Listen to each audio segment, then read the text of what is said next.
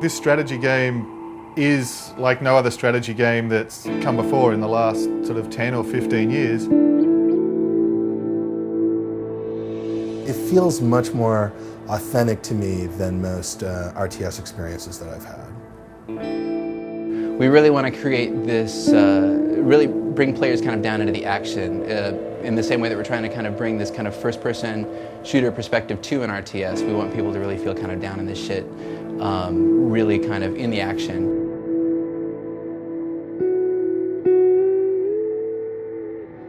I mean, if you look at the cutscenes or the intro sequences of RTS games,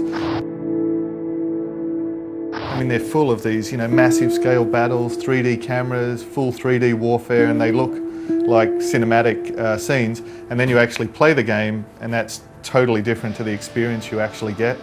So what we're doing is we're actually creating a game that puts you in the middle of this full-scale, massive battles, and also that it puts you in the role of a general, so you can completely control those battles. So both from the gameplay and from the camera perspective and the immersion, it's a game that wouldn't even have been possible on previous generations of hardware or previous designs.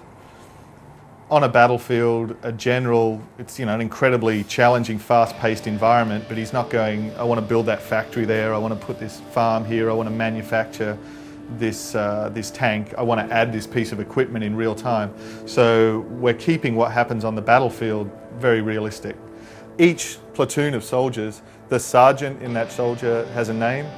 They have their own individual voice, so when you're hearing the guys talk in the battle, when they're feeding back to you, it's not like every RTS in the past where every tank's had the same voice. Each one of your tank units has got his own name, his own commander, his own voice, and it's quite powerful because with the voice command you are talking to these guys, they're responding back, so there's this big attachment. They're upgrading, so you're getting a gameplay reward for keeping them alive because they're getting tougher and fighting better. But when they do die in the persistent campaign, that's it, they're dead. But yeah, I think that's really going to be a new emotional sort of experience or attachment, because one of the things with strategy games that they've never had is that real connection to your soldiers on the battlefield that we think we've really going to be a strong part of this game. One of the sort of feedbacks that we've had, one of our intentions from the game is that it is this strategy at the speed of thought. And what we mean by that is that the gameplay is dictated by the decisions that you make, not by the controls. But there's a couple of really important features that allow us to do that. One is the voice command.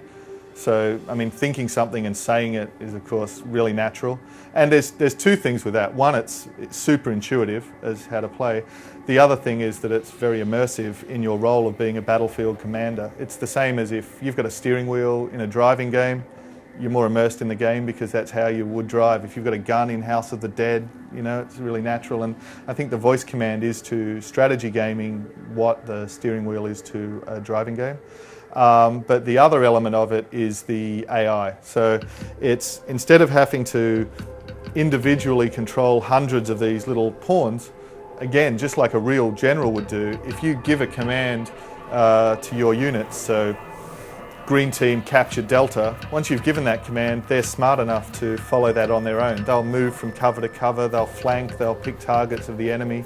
So you don't have to micromanage, every stupid little pawn. Like, they're really smart enough to use actual military tactics. We've even got this feature of high-level AI. So what you could do if you want, you could start the battle and you could go, all units, assault enemy at will. And then all of your entire army will be under AI control, and they'll go out there and they'll fight a good fight under, the AI control. And if you wanted, you could sit back and watch at that point, or you could play like you do in a sports game. You could go down and directly control one group of guys, so you could play the whole battle just focusing on one special forces team, going and sniping enemies or whatever. So it's just completely under your control how much you want to focus on overall orders or how much you want to focus on one individual team of soldiers.